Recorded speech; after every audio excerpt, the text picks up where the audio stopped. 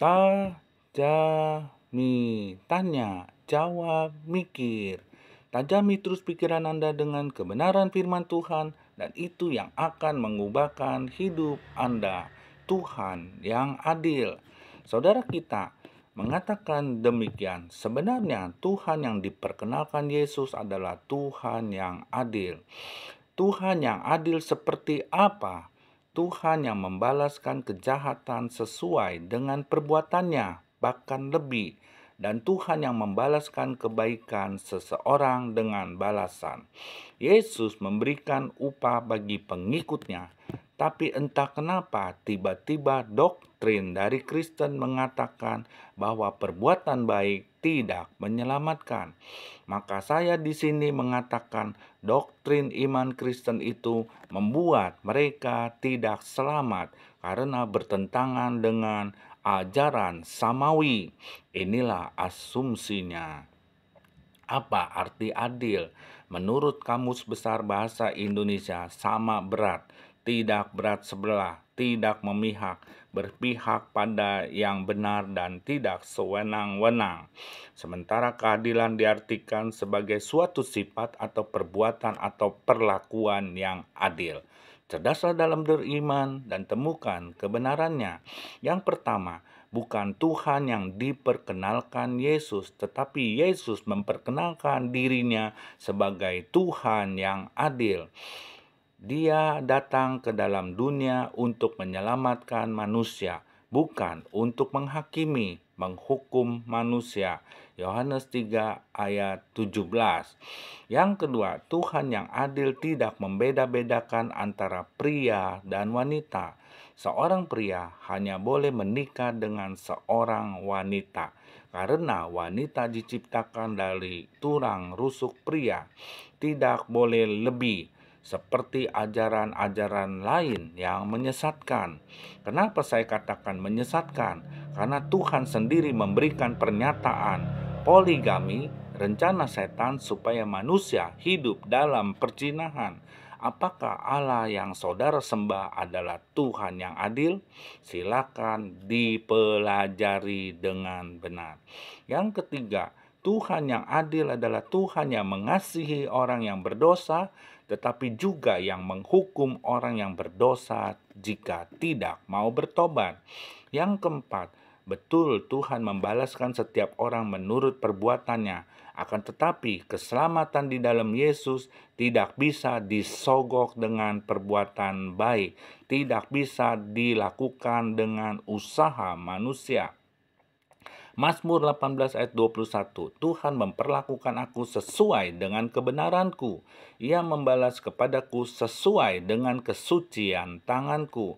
Kolose 3 ayat 25, barang siapa berbuat kesalahan, ia akan menanggung kesalahannya itu, karena Tuhan tidak memandang orang. Yang kelima, keadilan Tuhan, Dia sudah menyediakan sarana untuk pengampunan dosa melalui pengorbanan Yesus mati di atas kayu salib sebagai korban penebusan. Inilah yang dinamakan kasih karunia. Kita nggak layak tetapi dilayakkan, dan Dia menawarkan kepada semua manusia. Siapa yang percaya kepadanya akan menerima keselamatan, dan yang tidak percaya akan menanggung akibatnya. Adil bukan? Ditawarkan supaya selamat jika tidak mau memilih sendiri untuk binasa. Yang keenam, Tuhan bekerja sesuai dengan firman-Nya, tidak bertentangan. Hanya asumsi logika manusia yang seringkali bertentangan karena menentang, melawan firman Tuhan. Tuhan tidak akan melanggar kebenarannya atau firman-Nya sendiri. Yang ketujuh, ajaran Tuhan berbeda dengan ajaran samawi. Samawi menurut Kamus Besar Bahasa Indonesia bertalian dengan agama. Menurut agama samawi, agama yang katanya turun dari langit berdasarkan wahyu Tuhan. Jadi jelas, ajaran Tuhan pasti berbeda dengan ajaran agama.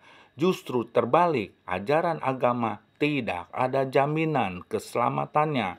Hanya ajaran Yesus yang menjamin orang yang percaya kepadanya akan selamat dan tidak binasa. Yang jelas, saudara, bukanlah Tuhan yang menentukan Kristen tidak selamat. Yang kedelapan, perbuatan baik tidak menyelamatkan manusia, itu bukanlah doktrin. Menurut Kamus Besar Bahasa Indonesia, doktrin itu ajaran keagamaan. Itu bukan doktrin Kristen, tetapi ini adalah ajaran Tuhan. Oleh karena kasih karunia kamu diselamatkan oleh iman. Itu adalah pemberian Allah, bukan hasil usahamu, bukan perbuatan baikmu, bukan karena kesalehanmu. Tidak, semua itu hanyalah pemberian Tuhan, anugerah Tuhan yang ajaib.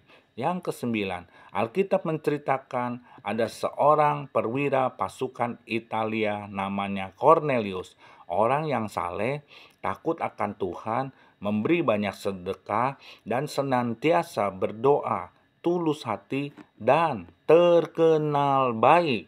Tetapi usaha manusia saja tidaklah cukup untuk membuat ia selamat, atau dengan cara-cara dia beribadah kepada Tuhan.